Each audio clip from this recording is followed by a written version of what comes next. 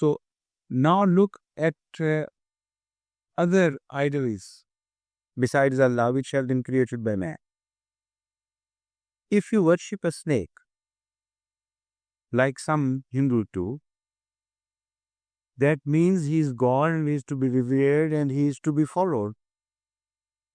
So the habits of a snake are highly respected, otherwise he will not be worshipped.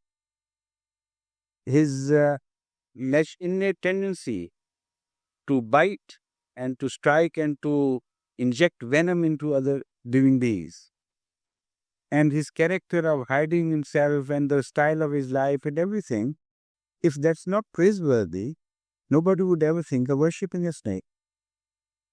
Similarly, if you worship lightning, if you worship sun, you worship moon, naturally these are all objects held in high esteem because of their good points, certain points in them, certain features of theirs, which look attractive to mankind.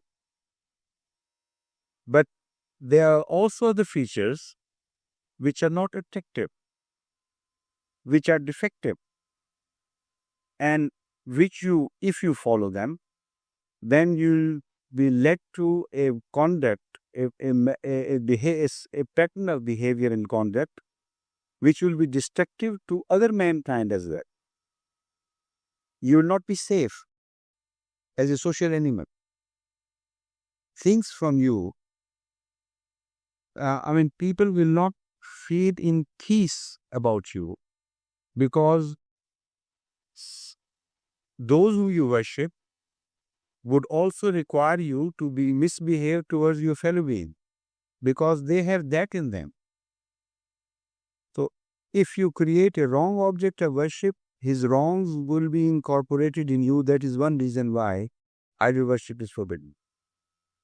The second reason why it is so much emphasized is that if you worship somebody or something without knowing what that thing is, without that thing ever responding to you, without there being any possibility of your coming into contact with that being and receiving a guidance from that being, that worship becomes totally hollow and meaningless, to say the least.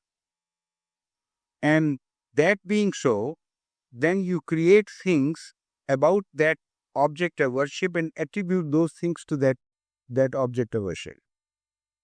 And what you worship is not a real object outside your being.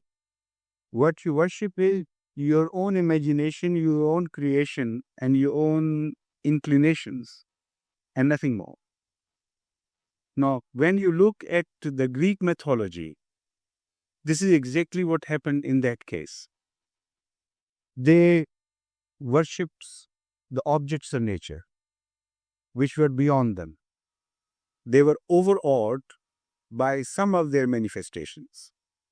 They worshipped the sun, they worshipped the winds, they worshipped the seas, oceans, and also all other elements of nature, which occasionally were seen in an awe-inspiring mood, where they could strike, where they could kill, where they could destroy. And also, when they were benign, they could give you so much benefit. So that was all their understanding of these objects of worship. But they could never contact sun, know the nature of the sun. When they prayed to sun, there was no answer from the sun. They did not know in reality what pleased the sun, and what was it that sun required from them. That is what I am trying to explain, that those objects which do not answer you, whom you do not come into communion with, because they cannot lead you, so you have to imagine what they want from you. And this is exactly what was done by the worshippers of sun in the earlier days.